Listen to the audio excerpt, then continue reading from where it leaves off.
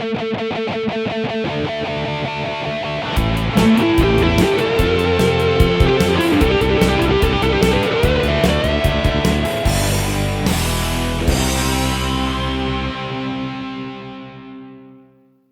and welcome to a new episode of Geek Lunch Me. I'm your host Chris. As usual, in this episode, I'm just going to look at some bits of news, some new trailers and stuff that's come out. If you like the video, don't forget to hit the thumbs up. Helps us out a great deal. Helps the video get seen. And if you've not already subscribed, why not hit that subscribe button? We'd absolutely love to have you. Sort of on the subject of that, I wonder if you're watching this video, if you could do me a favour, just spend 5 seconds, just leave a comment below. What you'd like to see in future videos.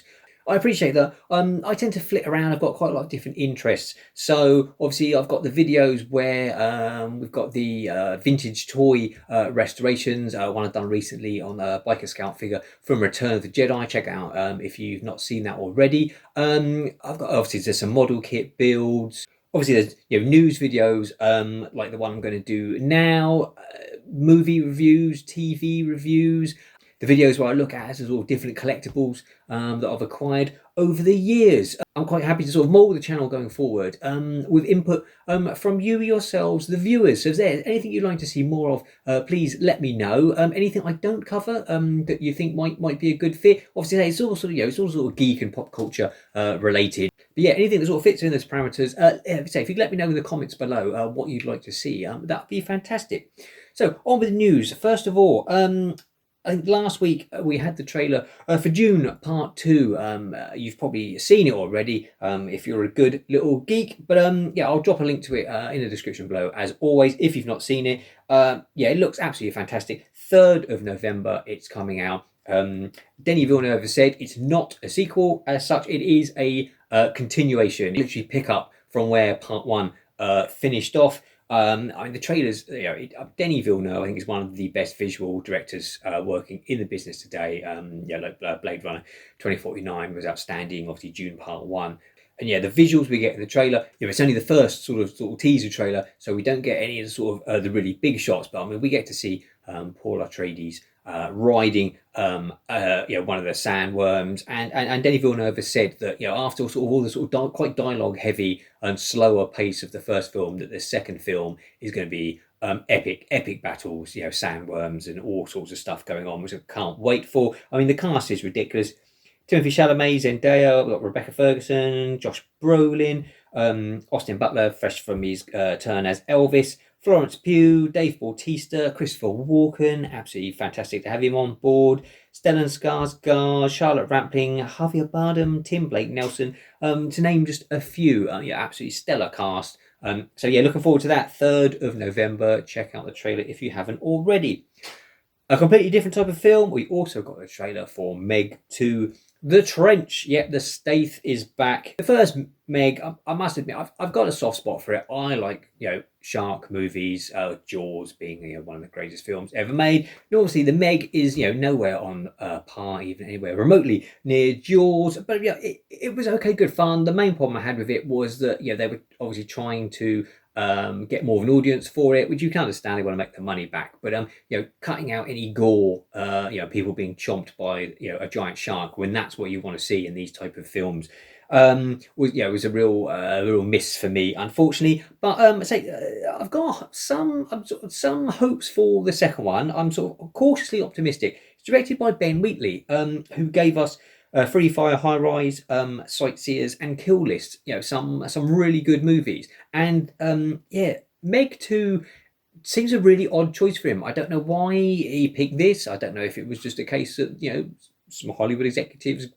flashed a wad of cash at him. It seems a strange choice. But I'm hoping with his sort of harsher sensibilities, we might get a bit more gore. And indeed, the trailer it kicks off. It shows us back in prehistoric times and a T-Rex getting chomped by a megalodon. And there's some bloodshed there, and there are some other sort of little hints in the trailer of looking like we might actually see people getting chomped and limbs are flying, which will be fantastic. It's what this sort of schlock horror sort of stuff needs, in my opinion. The Stath, he's not the world's greatest actor, is he? But he's okay in the first film.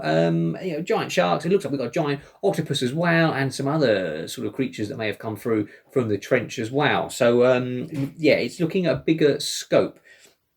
August 4th, we are looking at Meg 2 The Trench. I don't know how accurate it's going to be continuing on the series of books. I only read the first one. I must admit, I didn't go much on it. I didn't particularly like the writing style. My plan was to pick up the rest of them, and I never got around to it, especially here in the UK. I don't think they've ever been like officially published over here, and you have to get them. I think I ended up getting it from like Amazon's US site, or they pop up on eBay sometimes as well. So yeah, I don't know how faithful an adaptation is going to be. I would guess probably not much. The first one certainly wasn't particularly faithful to the first book at all. If you've read all the books, yeah, let me know. Drop me a comment below. Should I carry on reading the rest of them? Like I said, I didn't get into the first one particularly, which is odd. It's exactly, say, right up my alley. But yeah, I just didn't go much on the writing style. But yeah, say, let me know if I should continue. We also got the latest trailer for Gremlins, Secrets of the Mogwai, the long-awaited animated show that's finally coming to Max. Don't forget that's HBO Max has dropped the HBO for some reason.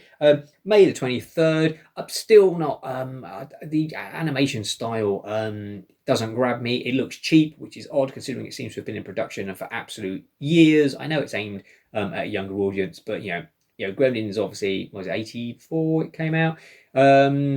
If you get the nostalgia of adults like myself, I'm hoping it's good. I'm hoping it does well because I like Gremlins, and I'd like to see someone take a crack at another movie, a sort of legacy movie, if you will, like the Ghostbusters continuation. I think would be great. Yeah, there's a lot more actual Gremlins action in this trailer, and yeah, May the 23rd.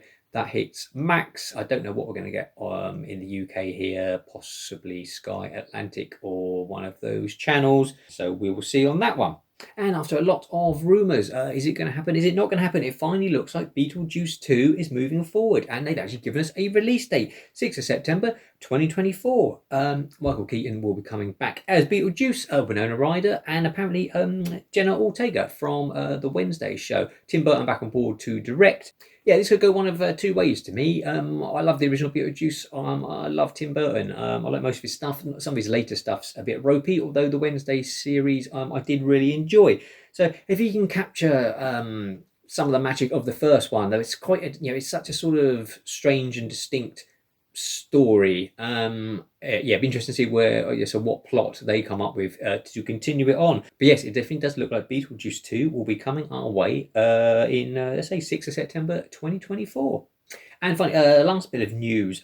Good Omens Series 2 is coming to Prime on the 28th of July, with David Tennant and Michael Sheen reprising their roles as the angel and demon who are actually good friends. Now, I must admit, and it's probably sacrilege to say this, is I did enjoy season 1 of Good Omens, but I didn't think it was as good as everyone made it out to be. I think my problem with this is I love Terry Pratchett, I love Neil Gaiman, I love the original book. I've never found that Terry Pratchett's books adapt well to the screen. It's just his style of writing and the comedy in there. I've never found any of the adaptations they've done for TV particularly engrossing. So Good Omens worked a bit better, I think, because maybe it was a collaboration with Neil Gaiman, and it did work better on the screen. So yeah, I am looking forward to season 2. Don't get me wrong, but I'm just a little trepidatious, especially because there is no second book, so obviously this is something that's been conjured up from scratch. So, but yeah, 28th of July, we will be able to check it out on Amazon Prime and see for ourselves. Yes, things I've been watching. The Muppets Mayhem is on Disney Plus now, so if you've got that, check it out. I absolutely love the Muppets. I've said this before. Never trust anyone who doesn't enjoy the Muppets. They are just so fun for all ages. And this Muppets Mayhem it's about Dr. Teeth and the Electric Mayhem. It turns out they were contracted to make an album, which they've never actually done because that's they're a bit freewheeling, let's say, and don't really follow a plan of any kind. So yeah, they get roped into recording an album. And it has some great laugh out loud moments for me. I say I love the Muppets at any rate. I just find them inherently entertaining. But yeah, I thought it was really well written and did some really good stuff with them. So yeah, if you're a fan of the Muppets, and you really should be, check that out on Disney Plus. Yeah, Star Wars Visions season 2. You know, the short animation from I guess studios from all around the world. To contribute little animated stories is set in the Star Wars universe. That is now on Disney Plus, and is very good. Some of the, I said they're only some sort of like 10-15 minutes long each. The themes are a bit repetitive throughout some of them, but you've got the first one is called The Sith. It's done in a painterly style. There's a lightsaber battle. It's actually gorgeous to look at. The animation is superb. You've got Aardman Animation bringing their own take to the Star Wars galaxy with I Am Your Mother, featuring Dennis Lawson as Wedge Antilles, hawking his own memorabilia and stuff. So yeah, they're good fun stuff. You know, nothing groundbreaking. Some nice animation styles going on. So yeah, hopefully they'll continue with the season 3 of that. That's about it for me. As I say, if you can let me know what you'd like to see in future videos, that will be a great help to me. Until next time, take care and eat geek and be merry.